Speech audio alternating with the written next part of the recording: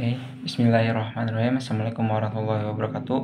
Perkenalkan, nama saya Eski Dunugraha dari kelas reguler E, nomor induk mahasiswa 5543201601. Di sini saya akan menjelaskan tentang dampak perang Rusia dan Ukraina yang sangat serius saat ini terjadi di kalangan kita, yang sudah kita tahu.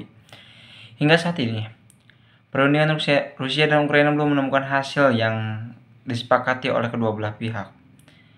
Dana Moneter Internasional atau IMF memperingati negara-negara untuk mewaspadai hal tersebut yang dikarenakan dampak perang Rusia dan Ukraina terhadap perekonomian dan dampak global juga, ungkap IMF tersebut.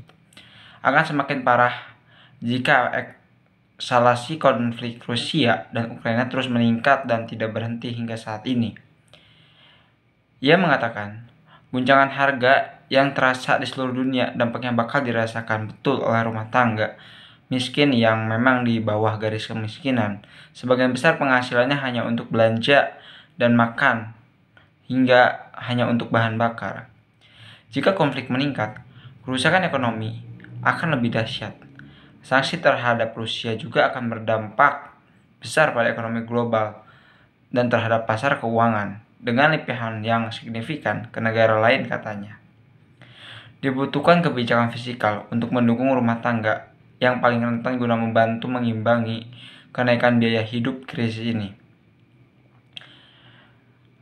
yang akan mempersulit kehidupan ekonomi dunia dari dampak pandemi COVID-19 yang belum selesai tuntas hingga saat ini dan hari ini. Negara-negara barat telah menjatuhkan sanksi yang berat kepada Rusia. Salah satunya dengan cukup memukul adalah dikeluarkannya Rusia dari Societe for Variable International Financial Telecommodity atau SWIFT. Dikeluarkannya Rusia dari SWIFT dianggap sebagai hukuman ekonomi terberat, karena dengan sanksi itu Rusia menjadi lebih terisolasi secara ekonomi dibandingkan sebelumnya.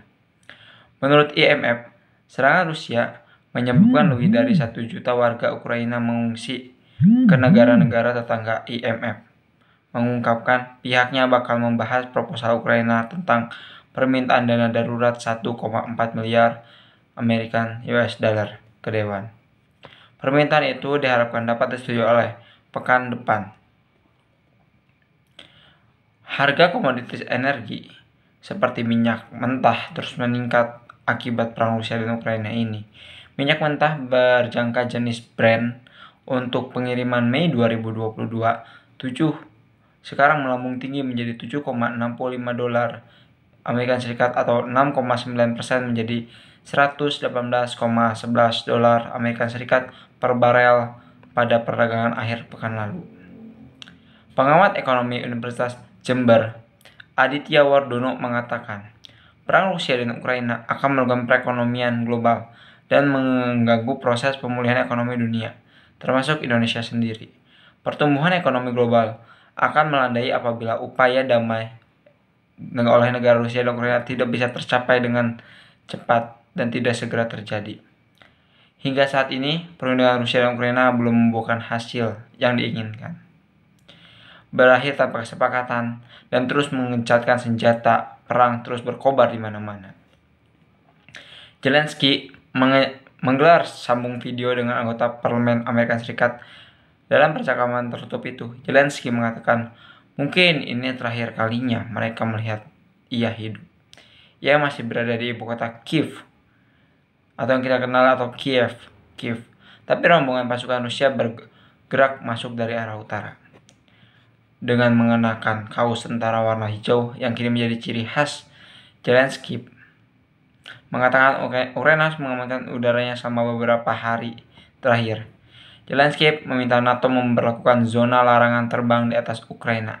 Tetapi permintaan ini ditolak karena dikhawatirkan dapat memprovokasi Rusia sehingga perang semakin memperluas.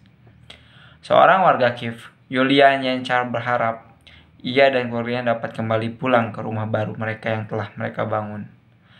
Namun karena keadaan ini mereka terpaksa harus meninggalkan karena perang. Desa tempat tinggalnya terletak di sebelah utara Kiev.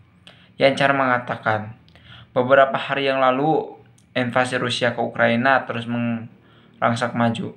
Sebuah rudal meledak di atas di mana-mana di depan matanya.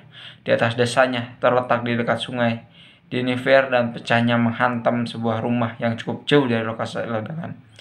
Itu membuat semua orang terkejut, ujarnya. Mungkin itu sedikit artikel tentang bahayanya atau dampak dari perang Ukraina dan Rusia yang terjadi, yang mengakibatkan bukan hanya di Ukraina dampak negatifnya, namun seluruh negeri yang merasakan dampak ini menjadi ketar-ketir. Kami harap perang ini bisa cepat berlalu, Ukraina dan Rusia bisa menyelesaikan perdamaian dan mengharapkan kesepakatan yang mereka inginkan untuk kebaikan mereka dan kebaikan seluruh dunia. Mungkin itu yang bisa saya sampaikan. Saya Eski Nugraha undur diri. Wabillahi taufiq wal hidayah. Wassalamualaikum warahmatullahi wabarakatuh.